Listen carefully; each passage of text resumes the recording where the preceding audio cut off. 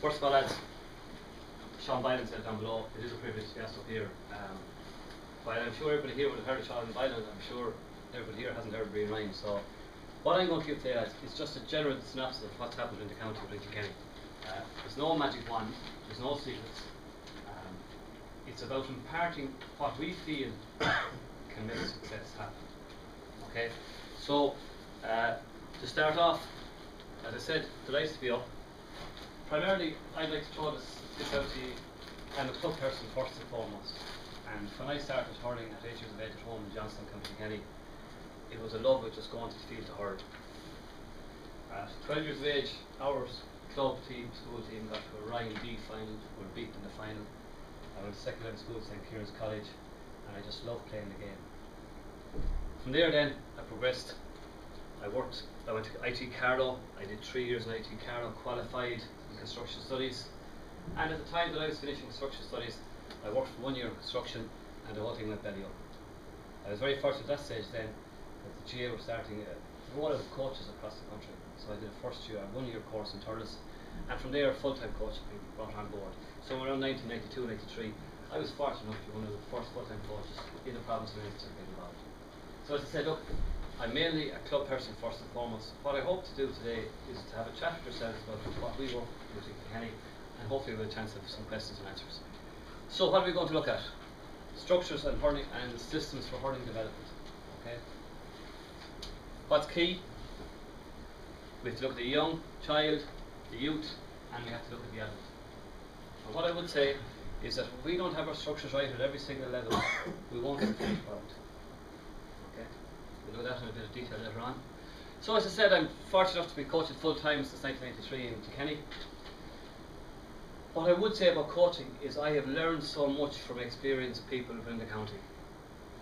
And by observing them, and by watching what they do, I have learned that it's a people's game, coaching, first and foremost. It's about coaching, you're coaching people. Okay, so the skills again is separate. So our role, the more so the lads around here, would be to support volunteers involved from 6 to 18 years of age. And again, we'll just have a look at the structures within that. Right, what do I believe? Well, I personally believe it's the best game in the world. I'd stand up anywhere. That's why, you know, people say you were asked to come up and talk. Jimmy asked me to come up, and I said, Jesus, how would I be able to tell anybody? And then I said, sure, I won't. Don't I do? I'll tell them what I feel. And at the end of the day, I believe it's the best game in the world. That's a fair starting point.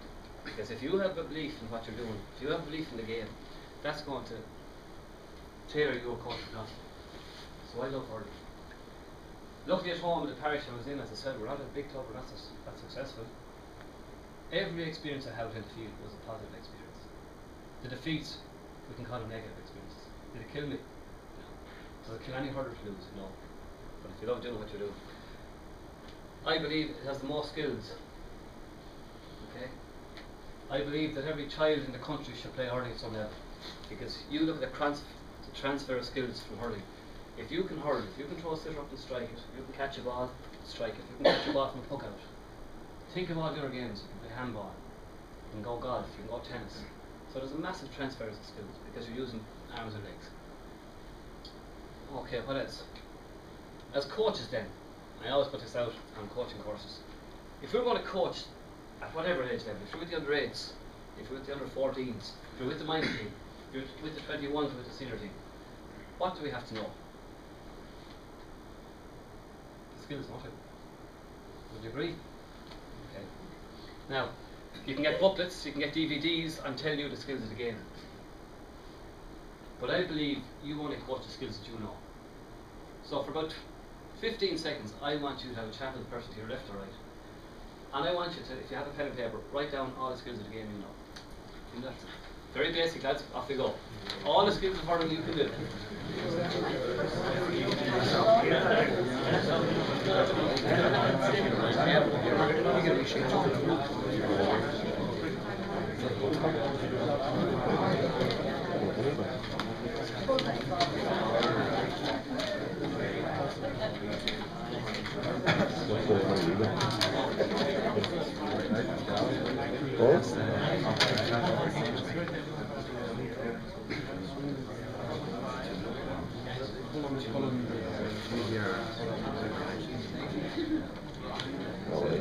We only did 5 minutes.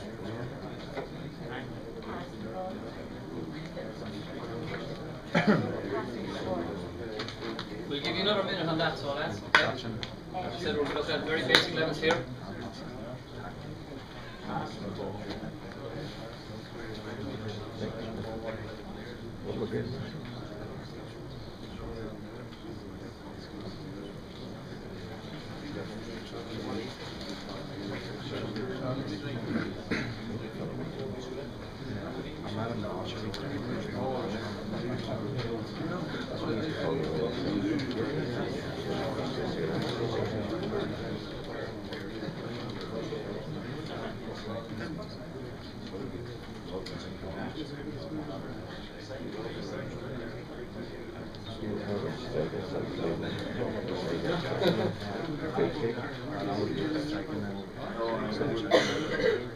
Okay, so the reason I always do that exercise and any talk that we normally give is that, as I said, there's DVDs available, there's websites, but it's your perception of the game is what's important.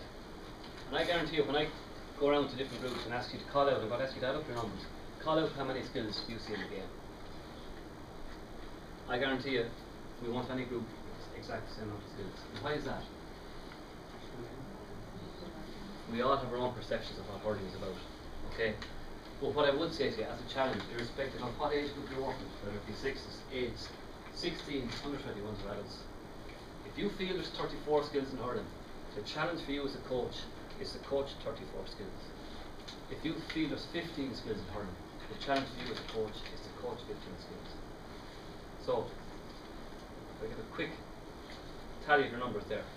Just see around the room, again we have lots of experienced people that maybe not as experienced, but everyone has their own perception. So, roughly, this man here, so, about a dozen, right? Okay, yourselves, lads. Add them up, lads. About a dozen. About a dozen. Men over here. 8. Okay, so we have a dozen to 8. We'll go here, lads. 16, okay. You break it down into 5. 5 skills, brilliant, yeah. 16.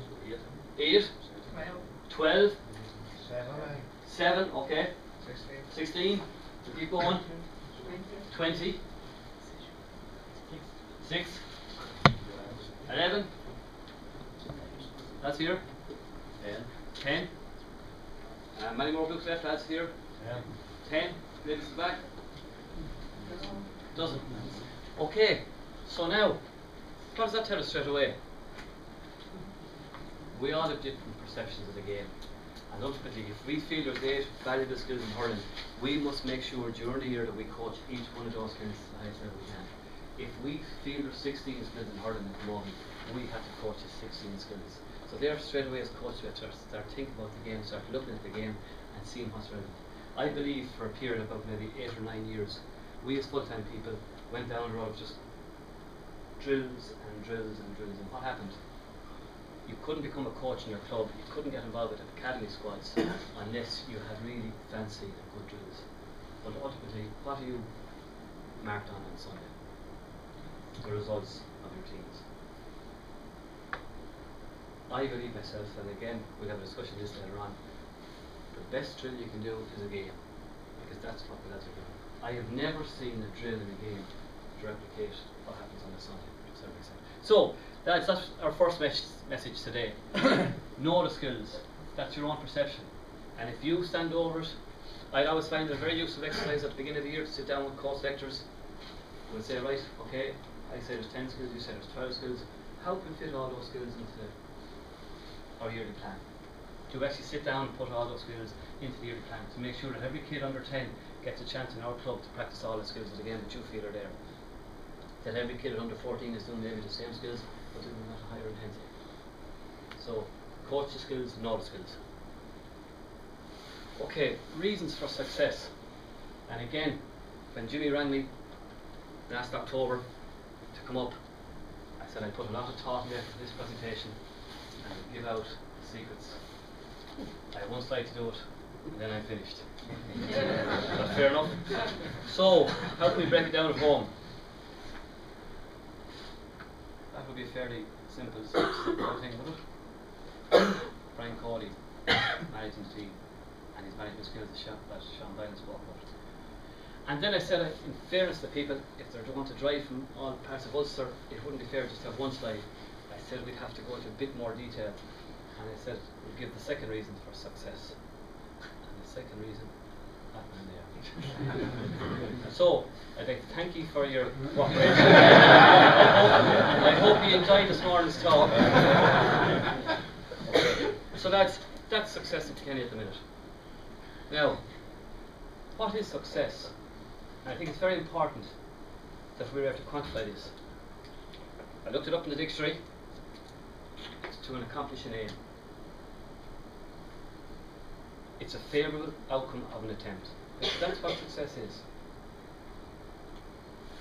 But as coaches, and again as I said, my first hat would be club member at home, it's to define your aim and to make it an achievable goal. And I do feel a lot of us beat ourselves up a terrible lot over the fact that we don't win championships. The ultimate aim obviously has to be winning championship. There's no point in saying it differently. That is our ultimate aim, and I'd never waver from that. There's 12 senior clubs in Kilkenny, and I can win a senior championship. One. There's 36 clubs in Kilkenny, 3 different grades, 3 different teams can be winners. Does that mean the rest of us are all favourites? I don't know. So define your aim and make it an achievable goal. So, okay, looking at this a bit more deeper then within the county.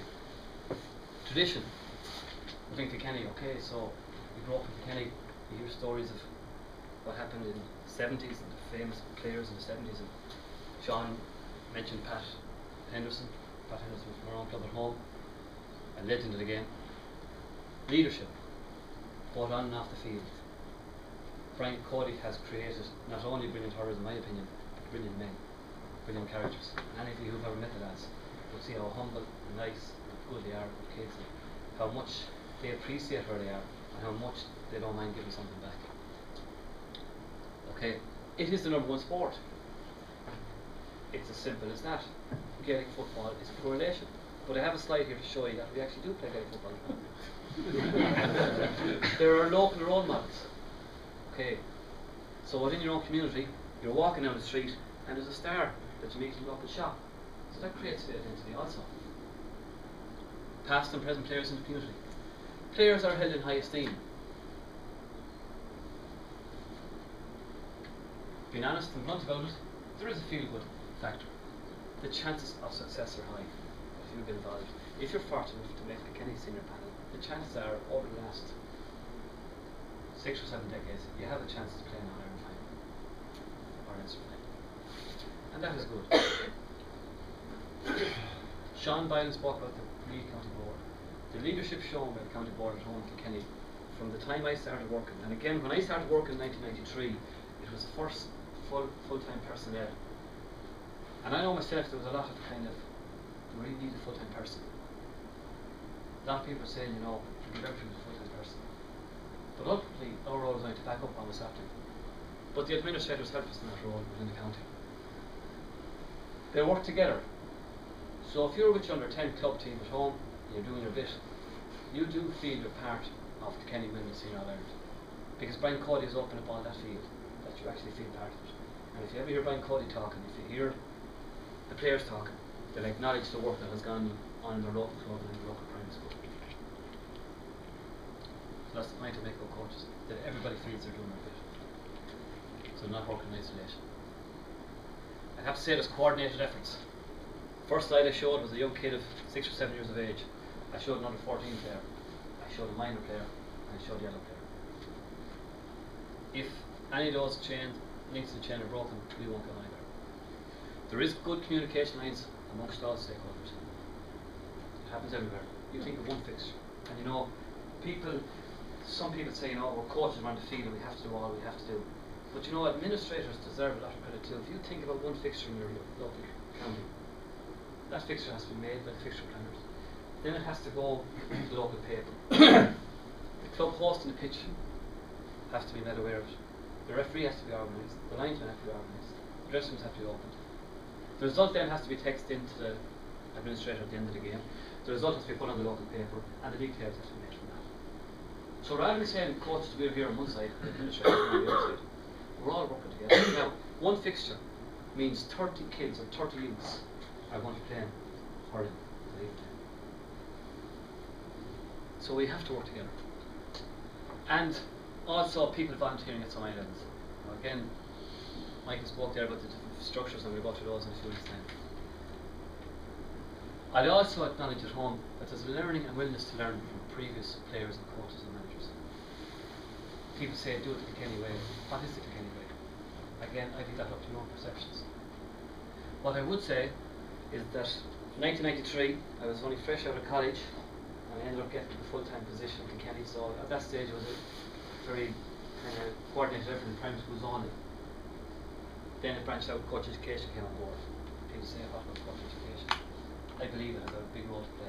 Not on our role only, but on the fact that coaches get to meet each other and to talk to each other. Informal learning is a fantastic thing. To find out the problems you were having, you were the same as somebody else. Because we're all fighting for the common goal. So one of the first courses we ran, in 1993, walked into the course, set up the projector, happy that it was working because that sometimes can let you down. I always had a quick glance to see who was coming in. I said, just in office. I didn't know what anyone out of high profile. Who arrived in to our first foundation, one of our first foundation courses, only Brian Cody. What message that sent to me? But Brian Cody, who was very involved with James Stevens at that time, who wasn't involved with the Kilkenny senior team, but that type of man was interested and willing to come to a course. Because he was open-minded. And he wasn't saying, oh, that young lad from Johnstown know about her. He was saying, right, I'll go in and I'll have a look at it, but I'll take out of it what is relevant to me. And that's what we have to do as coaches, be informed and make up your own mind on what's relevant and what's not relevant. So you could go to a course and I'd always challenge you, we're here for 40 minutes. You're after getting up this morning, you have to drive in your car, you have to make arrangements, you're not doing work whatever time. Try and be open-minded and try and take one thing out of even this morning's presentation and bring it forward. How many times are you going to be in the field this year? 70, 80, 100 times. So do be open-minded and do say, you know what, I don't mind mind see is one thing we can take forward, and that's the use of more. Okay, so coaching the way we were coached. Again, there's men here who played at a very high level, coached at a very high level. There's no secrets in the coaching sessions. It's about getting players out on the field, doing the right things well, at match pace. I'd have to say, it's also a way of life for us all. It's a way of life. Ballyhale Shamrocks won the Club All Ireland 2 years ago. Okay? But I can guarantee you, if Ballyhale won it, if they were beaten in the first round, traditionally played at Patrick's Day, following Saturday morning, what was happening down the pitch in Ballyhale? With under 10s. The coaches were back in the field, weren't they? Now, if Ballyhale were beaten in the first round of the Kilkenny Championship, what would happen the following Saturday morning? What would happen? Back in the field, wouldn't they? So, would you agree it's a way of life? Yeah. Okay. So why beat ourselves up about it? Enjoy it. Okay, the point I'd make here, if one area is weak, the chain breaks down. And again, look, if I was maybe working in a different county, I'd probably never get a phone call from Jimmy to come here today. Just lucky. I was born. Now, but at the moment, the Kenny haven't all the answers. At a minor level in the county, in the province. We're at tier 2. Dublin and Wexford have moved ahead of us. Sean referred to that this morning also, the structures they put in place. So what's our challenge now? Is to get the minor group back up, sync. So we don't have all the answers. The bar be raised. I was involved in 21s last year. Fortunate enough to beat Galway in the semi-final, got absolutely blown out of the water by Clare. Blown out of the water. Involved this again, we have to revisit where we're at and we have to try and prove what we're at. So, the point I'd make here is for every county team in Kilkenny, and you say it's all rosy in the garden, show me where everybody is brilliant. There are 36 club teams, club and county. That's my little club, Phoenix GA Club. Pat Henderson, Pat Delaney, Jerry Henderson, John Henderson, Billy Fitzpatrick, PJ Ryan, JJ Delaney, all came from our club. Why am I showing you this? The last time our club won a senior championship was 1977. They won 3 in a row, 1974. They were part of the famous team of the early 70s, right? But you know, we're still going, we're still competing. We've been in a few county finals, we've been in a few semi-finals. We were nearly relegated about 4 times, but it didn't stop the will to keep going. The dream lives on, and it is a way of life. Clonmel County. I'm going to put it up again. JJ Delaney is with our club team at home. JJ has won every honour in the game. There was a book brought out before Christmas about full-backs. If anyone buy that book, with all number 3 Kenny. His last line on it. Anyone read JJ Delaney's? What? No? His last line was, he wouldn't feel he was a complete hurler unless he won a senior championship with the Phoenix. So everybody has something else to say. Not everybody, not what level. Even though he's won All Irelands, All Stars, all that. And success means different things to us all. So lads, it's vital we acknowledge good work. I'd say this when we move on then to our present structures. Focus on the journey, right? Not the destination. Joy is found not in finishing an activity, but in actually doing it. And if you're not enjoying going to the field on a Saturday morning or Tuesday evening, maybe it's time to take a bit of a break, refresh, recharge batteries, and come back when you are enjoying it and you want to be there. Because if I'm coaching the under 12s at home, and if I'm going down in bad form, what will that relate to the kids? They get in bad form. They'll pick it up straight away. If I'm going down bubbly and enthusiastic, what will that come across the kids? So you as a coach are a leader in the field. Okay, so where did the county board come in? Very quickly then. As I said, they provide leadership and advice. The management committee at home, there's a subcommittee of 4 within that, who would know, who could tell you about an under 12 hurler as quick as they could tell you about the senior hurler. Who could tell you what's happening with development squads in South Kilkenny number 15 as quick as they could tell you about the senior hurler. So they know every facet of what's happening in the county. They're very quick to acknowledge the club and the school's work, so they organise meals for teachers and club coaches, the match tickets, equipment grants. As I said, they have strong working knowledge of what's happening within the ground at every level, and funding is available. Structures, very much like this. So, what are our main structures? Okay, we have primary schools, and that's just to clarify, it's from 4 to 13 years of age. Post-primary schools, from 12 to 18 years of age. Club board and OG, from 13 to 18. Club adults, obviously from 18 to whatever age. Development squads from 14 to 18. Development camps, and the cool camps. That basically encapsulates what's happening in the county. So, what's our structure? We have 76 programs.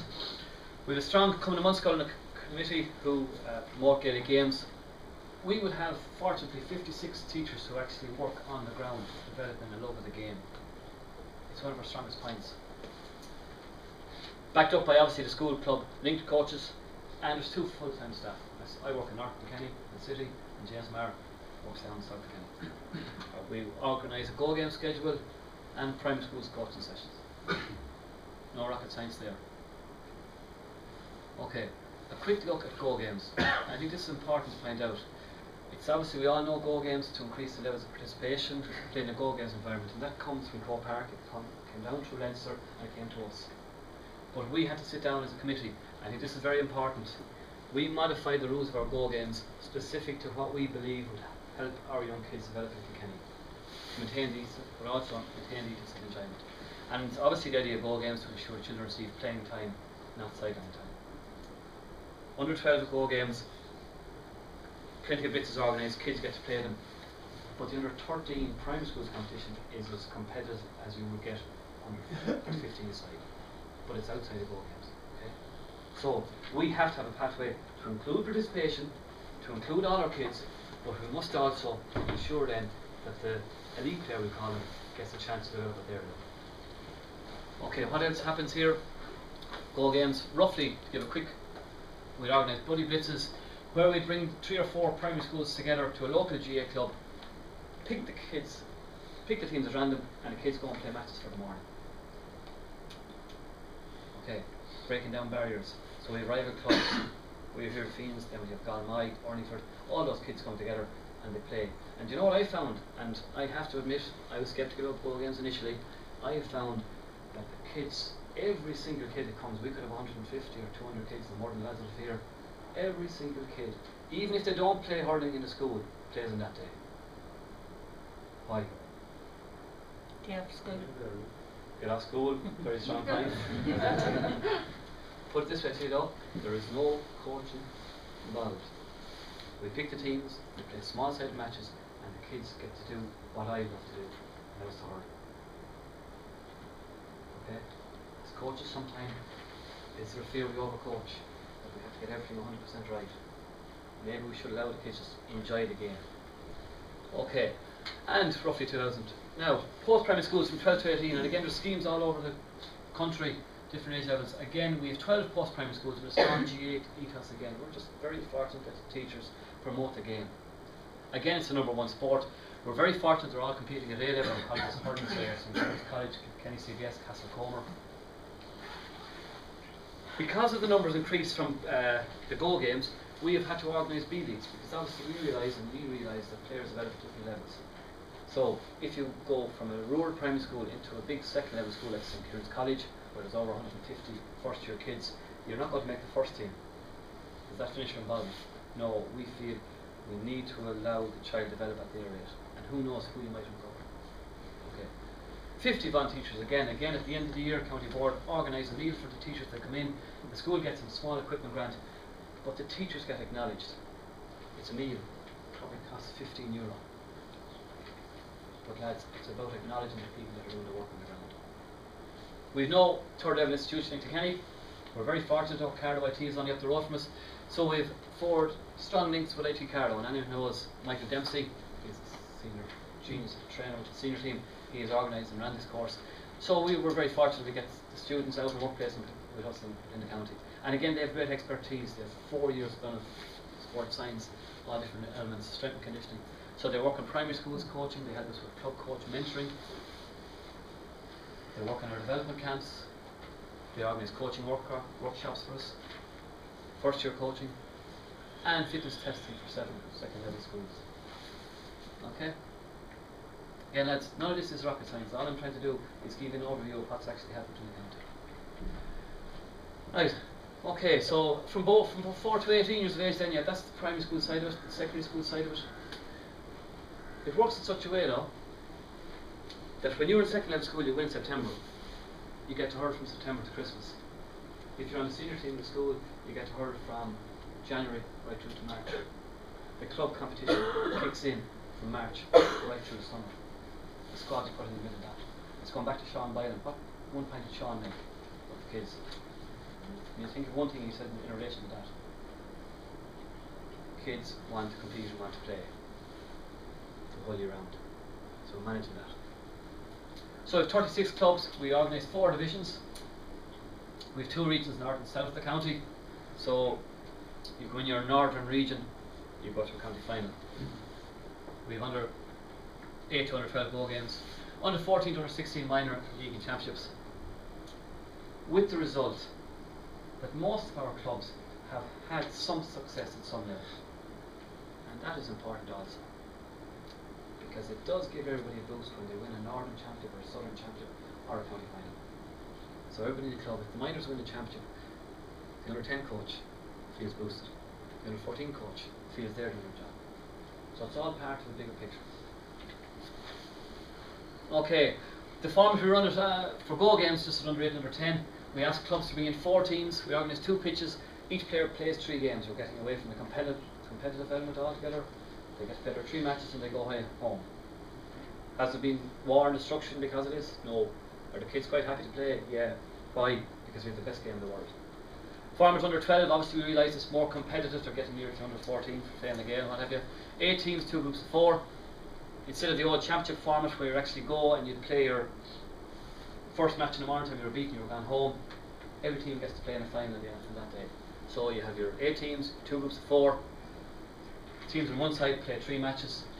If you end up top of your group, you have a final against the top team. If you're second, you play second place, third place, third, fourth place, fourth. What we believe the beauty of that is does treat every child evenly and equally. Okay? Do you see merit in that? We believe it's working because the kids are getting the same amount of physical activity, they're getting the same amount of hurling, but they're all going home having played in the finals rather than going to a tournament to play one match and if you go home. Thanks. The other beauty of that, I believe, is that clubs were really keen on making a fantastic championship, but it was a massive day. But it ran from 10 in the morning till 6 in the evening time. Burnout, fatigue. That's all done and dusted. 3 matches in the morning time, little break for lunch, finished by 2 o'clock, everyone goes home, everybody has to go home and do their work. Again, this is interesting for clubs with larger numbers. City clubs are putting in 2 and 3 teams into these tournaments. We're asking them though to mix the abilities, because it has been proven that young children will learn from their peers as quick as they will learn from coaches, and it's an optimum way of learning. Okay. Like the club map up here, we have a Club Kilkenny award, and it's just basically promoting best practice for our juvenile players. Okay, what have we? Well, it's 15 criteria laid down by the Coaching Against Committee, and again, the club map came from Crow Park, came down through Leinster, but we tweaked it to what suits our needs in Kilkenny. The principles are the same. And what can you achieve? Well, you can achieve a 3-star award and a 2-star award. Last year we had 8 clubs applied. With 8 clubs achieved a 2-star award. So the standards are there. But what we're trying to incorporate there is that everybody has a feel-good factor in what they're doing. As part of our show, our club being as good as we can be and having pride in our community. And that's what the whole thing's based on. It's community pride in everything we do. We're proud of our club. Okay. Structures at adult level. Senior, 12 teams. Intermediate, 12 teams. 12 junior. Relegation from junior, or from senior to intermediate, intermediate to junior. So same with junior A to junior B. Last year, County Board of Kilkenny organised 1,788 games. Okay? Now that excludes, if you can read that, secondary schools games programmes, Go Games programmes, which is about 400 games, club organised blitzes, all inter-county activity, club challenge games, and all training sessions taking place in the county junior year. And I'm happy that kind of ties in with what Sean Byron was saying about giving the players plenty of games. What's the breakdown then? Roughly 77 games are played at senior, 77 at intermediate because there's 2 sets of 12 in it. Junior, 171 games. So I mean, in clubs at the moment in Kilkenny, you're better off if you're actually doing it there because you get a lot more activity. We have a big problem due to the fact that Kilkenny are successful in intercounty level in keeping the club player happy. You get a match in April, league championship match. You get 2 in May. Last year, I suppose last year was unusual because of replay. It was a 16-week break. Then you went into your last league championship game. You played championship the following week, so you'd be done and dusted. The other problem we have is we have a lot of players who fly out during the summertime, so clubs end up playing important league championship games at that stage of the year. So we have to try and find a way around it, because the club player is isolated totally. Fine if you're on the county set up, but if you're not. So there's 1,277 games played at Kilkenny last year. Now, just to prove to people that aren't aware, would you like to take that home and tell everybody about that? There was 511 games of Gaelic football played in the county last year. Do you believe me? No. Okay. It was about 480 games played. The problem we have, when we have ran development squads in Hurling, in Gaelic football I mean, the problem we're getting is that we're getting the second and third rate player to play. I was involved with the county minor football team last year. We were getting a 16-year-old to play intercounty football. We have no hope in minor. We believe also that structures are a bit skewed. In the hurling championship in Leinster, there's a round robin for weaker counties we call it. In Leinster, Kilkenny ended up playing Meath last year in the minor football championship, and who do we get this year in the first round? Meath, or Kildare. So it's easier, isn't it? The problem we have is to attract the top players to play. I'd argue anywhere with anybody, if our county minor hurlers train for 2 months at minor football age level, we mightn't win anything, probably wouldn't, but we would at least be competitive. Okay. So anyway, I said I'd throw that in just to show people that there's Gaelic football, it's just attracting the proper players. Right. So have a quick look at the squads. Again, the squads operation everywhere. At under 14 age level we have 3 regional squads. What we do is we invite every club to send in 3 players. And I want to talk about this in a minute. Under 15 we have 2 regional squads, under 16 2 regional squads, and under 17 a minor B squad. That's our aim, building a career pathway for underage and juveniles, senior players. What can players achieve through participation, improving with their hurling and football, awareness of their physical abilities, building personal friendships for life, learn strengths and weaknesses to improve their game. What do we need from clubs? Okay, again it's a coordinated effort. So we'd sit down with the fixtures committee to make sure there's no clashes, squad sessions on Wednesday night, so it won't interfere with club activity. The key to it is that kids have to play with their clubs first and foremost. That's our structure. Primary schools, board and note fixtures, records administration and coaching advice services like workshops, coaches in North Kilkenny, coaches in South Kilkenny. We have end of year squad reports from squad leaders. Nothing different that's happening anywhere else. We try and build on it and improve for the following year. Now, but this is interesting. What were our objectives when the squads were set up in around 1996? Okay, and approach long-term player development, appoint the appropriate coaching personnel. Our key aim was to produce better club hurlers. Because we feel as a club gets stronger, that'll have a knock-on effect. Okay, provide proper modern training equipment. And how's the emphasis? On competing rather than winning. And this is a fact. The management committee, when they appoint the managers at the squad level, there's a separate squad committee, Brendan O'Sullivan is chairman, Pat Henderson. They're not told they have to go on with the Tony Forrest or Henry Co-op. They're told that they have to compete. Last year we were fortunate enough to win the Tony Forrest. But that's interesting. We're trying to improve the ordinary club here. What are the biggest changes? We have a small fear that years ago when I started, no more than yourselves, playing the game, my first competitive game was at primary school at 13. So I was 8 years of age, 9 years of age, competitive. My first club game was under 14. Now we have kids playing at under 6 in go games. We're encouraging clubs now, instead of just going straight into wearing the club jersey, to play Paris Street Leagues, to get to enjoy the game first and foremost. Because it's kind of skewed a bit. It's about winning, it's about playing with your club, and it's about loving the game. A competitive one. We want to turn it around. We want to love the game. We want to love playing for the club. We want to love winning. Okay? So we have to keep a handle on that. We actually keep that under the remit of the Coaching and Games Committee. Games. Coach education. As I said, what I do believe with coach education is the fact that you're getting a chance to talk to people who have loads and loads of experience within the game. And that's invaluable. And that's where you pick up all your learning, if you're open-minded about it. Organise academies, organise camps. What are the challenges going forward for us at home? Massive one for us all, isn't it? As I said, the senior championship, most of our players are gone when they're playing 2 club matches. Very dangerous thing to get into. They lower the standard at club level, they lower the standard overall. Obviously commitment lifestyle choices. Brian Cody has achieved that for this present bunch.